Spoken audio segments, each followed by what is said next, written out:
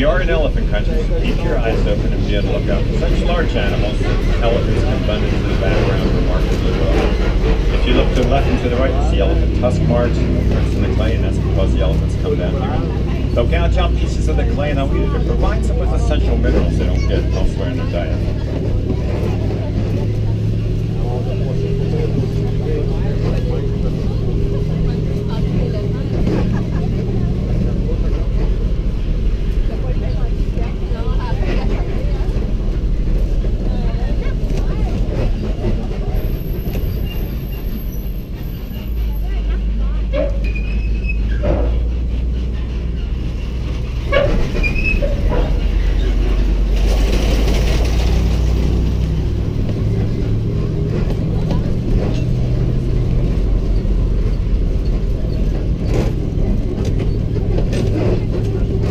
Past this bay about, look off to the right, there's a little clearing here. You might see some of those animals we saw from there, the Ankoli cattle over there.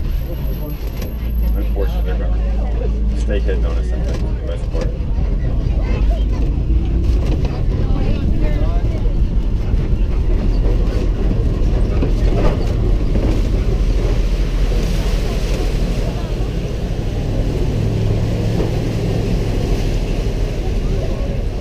The light pink birds in the shallow water and on a tiny island on the left are greater flamingos, and they are the lightest pink of the four species of flamingo.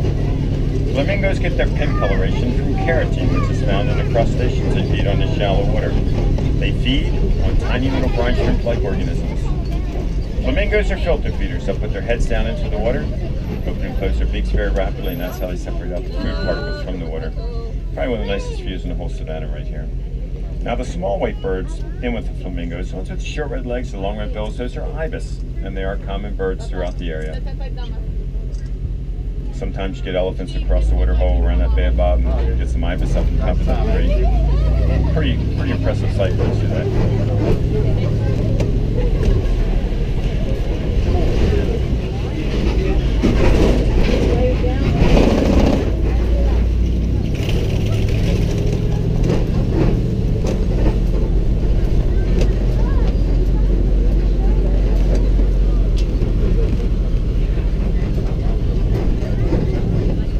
Off to the right, ostriches are currently the largest living birds in the world. They are flightless. They also have the largest eye of any animal that lives on land. And there it goes, ducking into the bush. We'll see, maybe we can find some more. Cheetahs straight ahead of us. We get around this curve, look up to the left-hand side, up above the rocks, up above those fallen logs. Let's see if we can get a look at them.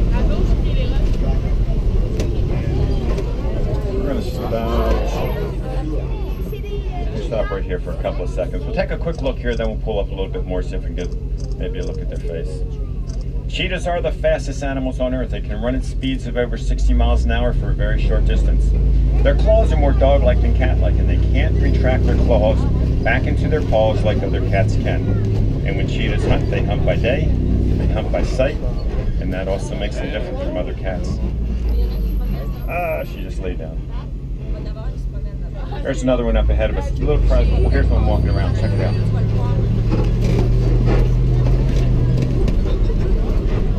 The cheetahs are pretty neat little animals. They're not a big cat. They don't have large bodies. They don't have big heads. They don't bring down big game. Their favorite prey?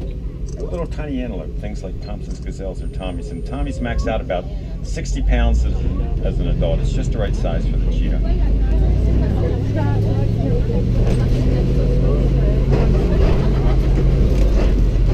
Rock outcrops, like the one coming to view, are called kopis. That's an Afrikaans word. It means table mountains. Lions like to use the kopis for places where they can look for game or remain inactive during the day. And they'll remain inactive for up to about 20 hours out of the day. Not necessarily sleeping all that time, but resting up and taking it easy. And at nighttime, the females, the lionesses, they go out and do the hunting to feed the pride. The males very seldom take part in the hunting to protect the pride and pride territory. But it's usually the females that feed the pride.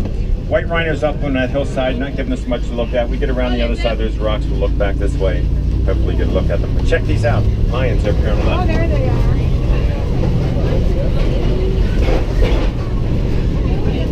You got here at a good time of day. Lions are nocturnal hunters, So the best time to see them active is at nighttime. The next best time would be early in the morning. So you got here at a good time.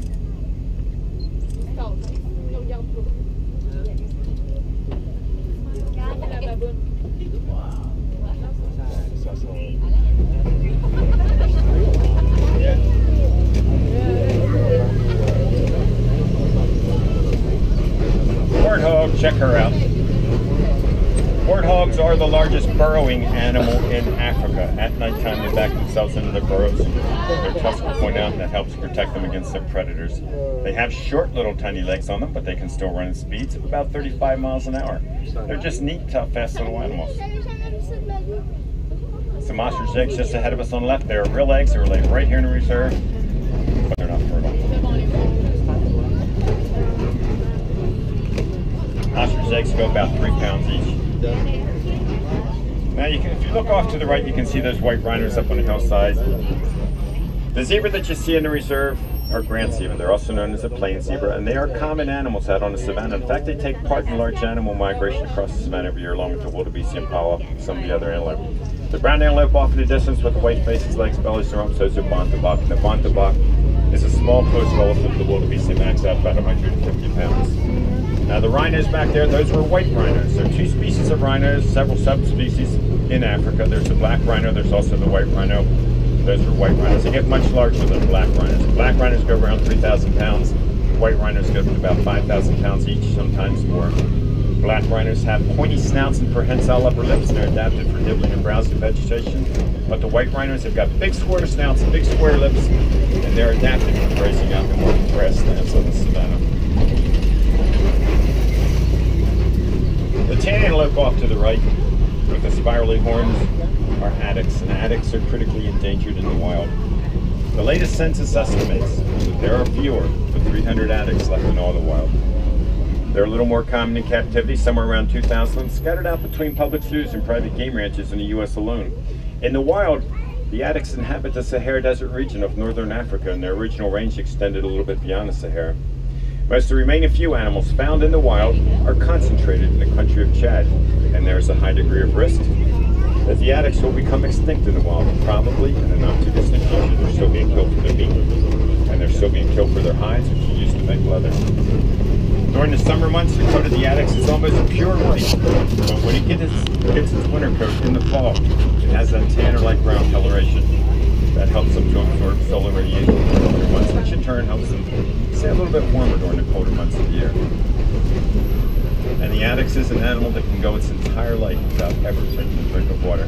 They can get all the moisture they need to survive in the vegetation they eat. They don't have to drink from freestanding water like other animals. But if they can find water and they have access to it, they do drink from it just like any other animal would.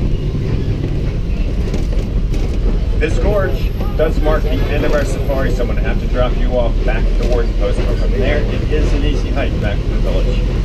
If you do want to see some animals up close, we've got some suggestions for you. There are animals all around the park, but there are 2 major walking trails in the park where you can see a lot of animals up close in very condensed areas. There's the Pangani Forest Trail right here in Africa, right by the exit of the safari. Neat things to see out there. There's a colony of western lowland gorillas. There's a large glass-fronted enclosure and watch hippos moving underwater. And with the hippos, thousands of brightly colored fishes for Lake Malawi, and many other things to see. In Asia is the Maharaja Jungle Trek right across from the exit of the Kali River ride. Go there to see white and orange Bengal tigers and a lot of other Asian animals. Now this is your final stop, and we don't say goodbye at Kilimanjaro Safaris, we say Kwaheri. That's Swahili, means go well, so welcome back to the Warden Coast, everyone. Kwaheri. And any wilderness explorers, the name of the truck